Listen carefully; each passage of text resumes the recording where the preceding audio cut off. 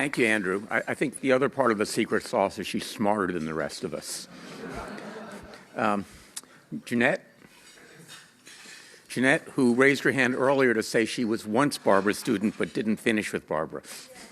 But is going to talk about why Barbara threw her out of the group, I guess.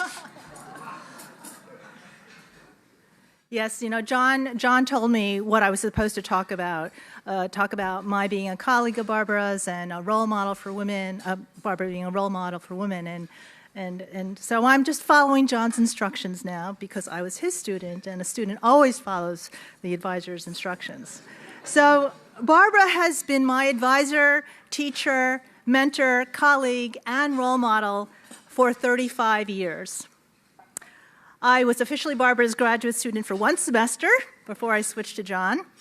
I was a TA for 6821, a graduate course in programming languages, and for the week-long intensive version of 6170, both co-designed and co-taught by Barbara and John. Barbara was on my thesis committee, a natural choice since my dissertation presented an interface specification language for CLU, and to this day, CLU is still my favorite programming language. So while on sabbatical in 1992 from Carnegie Mellon at MIT, I sat in on a course that Barbara taught. It was probably 6821. And Barbara asked a question about the meaning of subtyping. And I remember blurting out in class how the theory of the supertype should be contained in the theory of the subtype. And the intuition was that the containment relation between theories implies that any property of a supertype must be one of the subtype. But a subtype can have additional properties. From that fateful day, Barbara and I worked on turning that assertion about theories and what had already been called the Liskov substitution principle into our 1994 Toplis paper, A Behavioral Notion of Subtyping. I always felt honored to have had the privilege to work with Barbara so closely. It was an important part of my career, not just for the scientific contribution itself, but also for learning how Barbara thinks, for learning to appreciate her balance of intuition and rigor, and for learning how to make an academic idea useful to practitioners. I'd like to say a few remarks about Barbara as a woman in computer science. She is a trailblazer. She is one of the first women in the world to earn a PhD in computer science. She was the second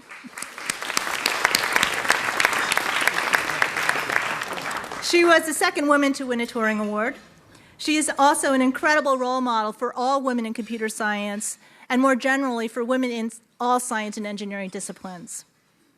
What I admire about Barbara is the kind of example she sets for all of us, male and female, students and faculty. Work hard, work on interesting problems, do top quality work. Excel at what you do and expect the same of others around you. Barbara showed that with good taste and doing good work, you can succeed. Barbara is not just a colleague and a role model for all of us. She's a friend who introduced me to patty pan squash grown in her very own garden, whose loving husband, Nate, has mastered the art of making espresso, and whose curious son, Moses, who I know is here tonight, as a 4-year-old, once pulled on my hair at a party at Barbara's house. I would like to thank Barbara for all the support she has given me throughout my career. I hope I can still turn to you for advice. And thank you, Barbara, for sharing with all of us your passion for education and research.